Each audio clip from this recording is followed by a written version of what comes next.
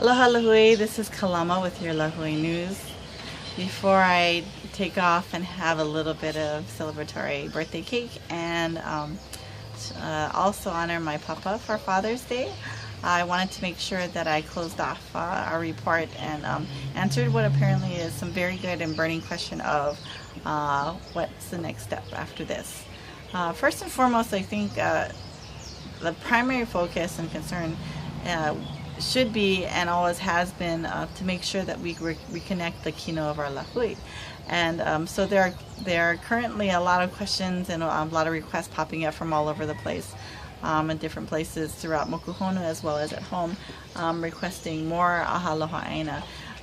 One of the things that I'd like to really emphasize is that this is really a process and really a platform that we're trying to create and develop but the focus really is and always has been on the leadership and empowerment of our communities. So this isn't a group of people and individuals kind of making things happen for you. This is really you taking control of your own destiny and your own rights, starting with the leadership in your own community. So we can happy to help out with teaching you guys the process and connecting you into the larger movement. But really, the question and the outcome will belong to you and yours. We're really confident in the ike of our kupuna that what we're sharing is a very strong and honest and very healthy path forward. So much so that we don't feel like we need to determine and have a strict control over the outcome. There is a need for us to really realize that healthy governance isn't something that happens to us, it's something that we are an integral part of. So let us know if you're interested in having your community, but keep in mind that the majority of the work and effort and hana has got to really come from you and yours. Second of all is the question has one of the things that we've taken to DC is our concerns that have been expressed from our community about the misrepresentation by SHA and CNHA on the level and degree of how much they do represent our community. Now, I think one thing that can't be denied is that there is a segment of the community that they do represent. But one of the things that was really striking about traveling to all these offices and departments in Washington, D.C. was that it was just this very clear and consistent message, almost casual observation, that there really are the only voices representing the Hawaiian community up there. The pervasiveness of their message and the depth and degree of their influence was really, I think, was incredibly striking. And so I think that if what we need to do is to follow up on the complaints. We will submit the emails to the appropriate departments, but I really think it needs to go under a committee of folks who are really wanting to make this their primary interest, their primary focus, as far as what they want to do and what kind of evidence they'd like to submit.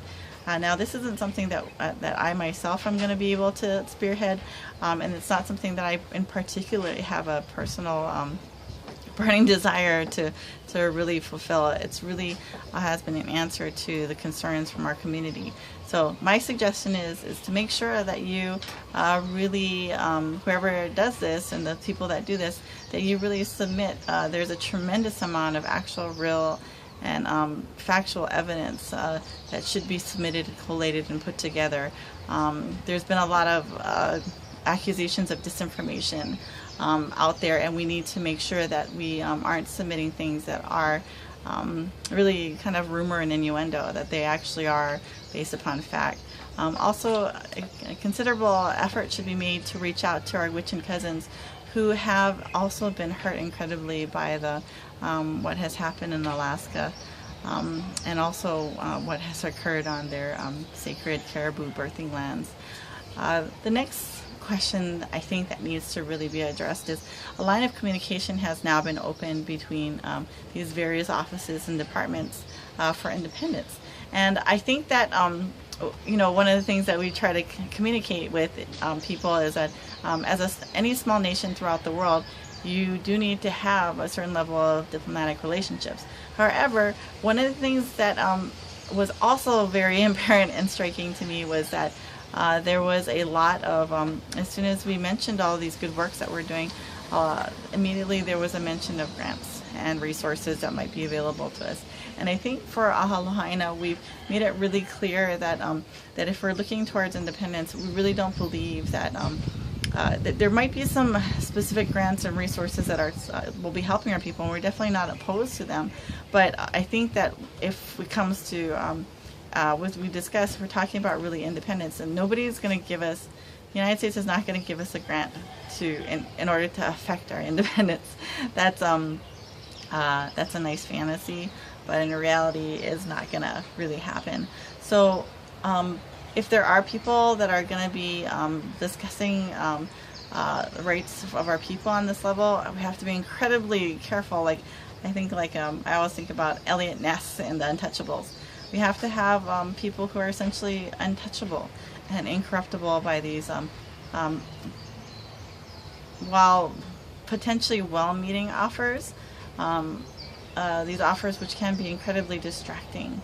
I think one of the things that I've made a decision about is that by taking this particular stance, I'm not going to be able to have the type of access to monies and grants that normally would be available to me for healthcare and advocacy.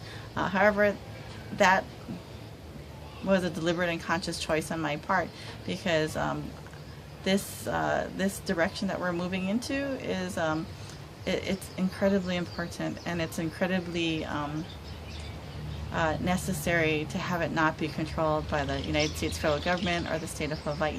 So we have to make sure that we keep them very, very clean and very separate. And anybody that in any shape or form who does have any type of discussions, ongoing discussions as we move forward, we need to have that be a conversation that happens with our community and with our locally. So this conversation is far from over, but it's time for me to spend a little time with my ohana. They've given up quite a bit of their time with me in order to let me go out and spend that time with our community on behalf of our community to the East Coast, and I'm really looking forward to spending a little time with them. Also on Father's Day, I always like to honor my father and all of the things that he had taught me, and the incredible courage and discipline that he shared. And I also like to give a tremendous shout out to my mom. There are very few people that realize the level and degree of compassion and really strength that she had in making sure that we remained a family in Ohana with all my half brothers and sisters. Incredible generosity of spirit that she had, that made sure that we all had each other and continued to have our father in our lives, even though we were quite a complex ohana. So all my aloha and love and honor out to my father and also to my mother on this Father's Day, and out to all of our families celebrating the wonderful kane in our life. Malama pono and aloha.